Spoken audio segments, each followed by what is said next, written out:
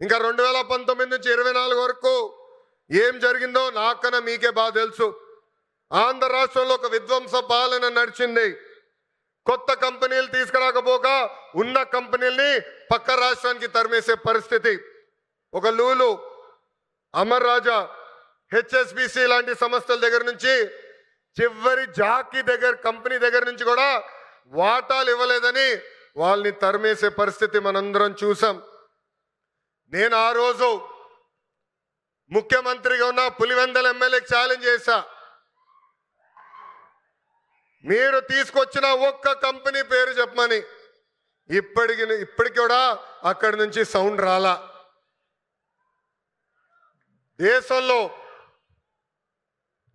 దేశంలో ఎప్పుడు జరిగిన విధంగా నేను పాదయాత్ర చేశా.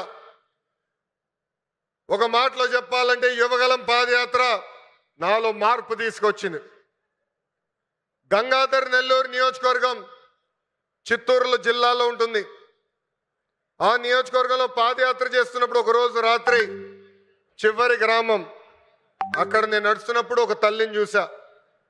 రోడ్డు మీద కూర్చుని బోండాలు వేస్తుంది. ఆమెను అడిగా, అమ్మా ఆకలేస్తుంది, నీ పక్కన కూర్చోవచ్చా, నాకు బోండాలు వేస్తాను అడిగా. స్టూల్ లాగా వేసి కూర్చో బాబాని చెప్పింది. ఆమె మాట్లాడుతూ ఆమెను అడిగా, ప్రభుత్వం నుంచి మీరేం ఆశిస్తున్నారు? ఆమె అప్పుడు చెప్పింది, మద్యంకి మా భర్త బానిసుడయి చనిపోయాడు. 30 సంవత్సరాలుగా నేను ఇక్కడ కూర్చుని బోండాలు వేస్తున్నాను. రూపాయి జమ చేర్చి మా 2 బిడ్డలు చదివించాను. ఆ 2 బిడ్డలకి ఉద్యోగాలు కల్పించు బాబు అని ఆనాడు ఆమె కోరింది. ఇప్పుడు కూడా బాగా గుర్తు ఆ కోరిక. ఆ సంఘటన తర్వాత మరుసటి రోజు గౌరవ ముఖ్యమంత్రి చంద్రబాబు నాయుడు గారికి నేను ఫోన్ చేసి, ఎట్టి పరిస్థితుల్లో మేనిఫెస్టోలో మనం ఒక మొదటి హామీ పెట్టాలి. అది 5 సంవత్సరాల్లో 20 లక్షల ఉద్యోగ కల్పనే మన లక్ష్యంగా పెట్టాలని కోరటం జరిగింది. దేశంలో ఏ పార్టీ చేయని సాహసం ఎన్డీఏ ప్రభుత్వం చేసింది. ఆ హామీ ఇచ్చే ముందర నేను అనేక మందితో మాట్లాడా. వాళ్ళందరూ అన్నారు, ఈ హామీ మీరు సాధించగలుగుతారా, చేయగలుగుతారా అని అడిగారు. కానీ వాళ్ళు ఒకటే చెప్పా, నా ధైర్యం ఒకటే, నా బ్రాండ్ ఒకటే. ఆ బ్రాండ్ పేరు 3 అక్షరాల సిబిఎన్. మొన్న ఢిల్లీలో ఒక ఇంటర్వ్యూకి వెళ్ళా. అక్కడున్న విలేకరు నన్ను అడిగాడు, తెలంగాణకి హైదరాబాద్ ఉంది, తమిళనాడుకి చెన్నై ఉంది, కర్ణాటకకి బెంగళూరు ఉంది, ఆంధ్ర రాష్ట్రానికి ఏముందని అడిగారు. అతన్ని ఒకటే చెప్పా, మాకు చంద్రబాబు నాయుడు గారు అని ఒక బ్రాండ్ ఉన్నాడు, అందుకే మా రాష్ట్రం రూపురేఖలు మేము మార్చబోతున్నామని. 2024 ఎన్నికల్లో సైకో పాలకుకు బాయ్ చెప్పి సైకిల్, గ్లాస్, కమలం పాలన మనందరం కలిసికట్టుగా తీసుకొచ్చాం. గెలిచిన మొదటి రోజు నుంచి ఉద్యోగాల వేట మొదలు పెట్టాం.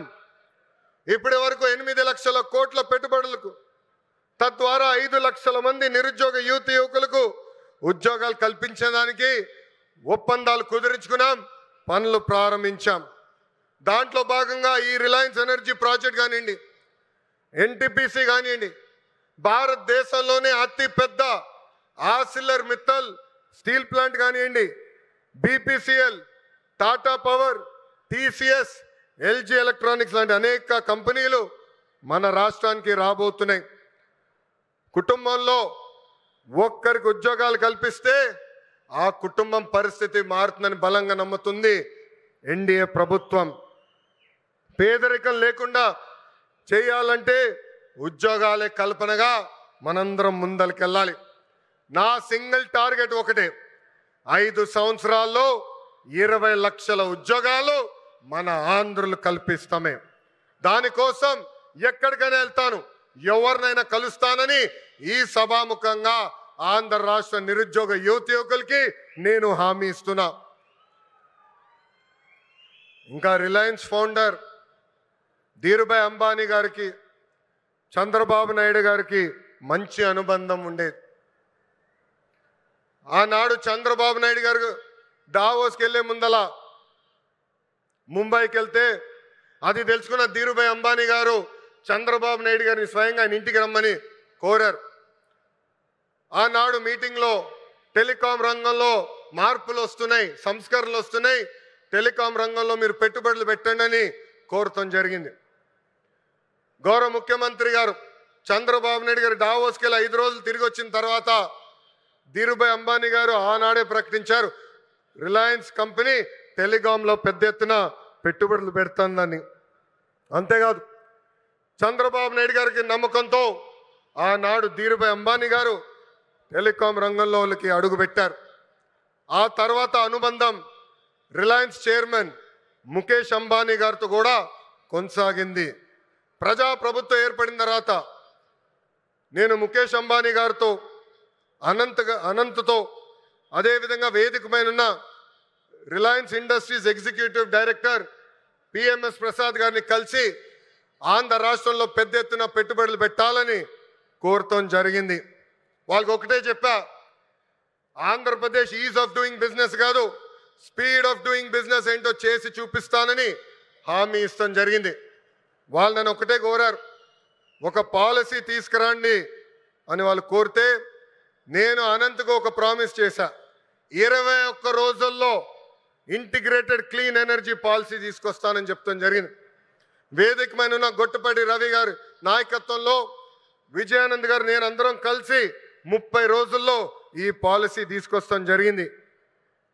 పాలసీ తీసుకొచ్చిన తర్వాత నేను రవి అన్న కూర్చుని మొదటి 100 ప్లాంట్లు మన ప్రకాశం జిల్లాకి తీసుకురావాలని నిర్ణయిస్తాం జరిగింది. నేను చెప్పాను, పాదయాత్ర నాలో చాలా మార్పు తీసుకొచ్చిందని. నా ఇప్పుడు కూడా బాగా గుర్తు, ప్రతిరోజు 15 నుంచి 20 కిలోమీటర్లు నడిచి కరెక్ట్గా 7:30-8కి నైట్ హాల్ట్కి వెళ్ళిన తర్వాత బూట్లు తీసేసి ఐస్ నీళ్ళలో కాలు పెట్టేవాడు.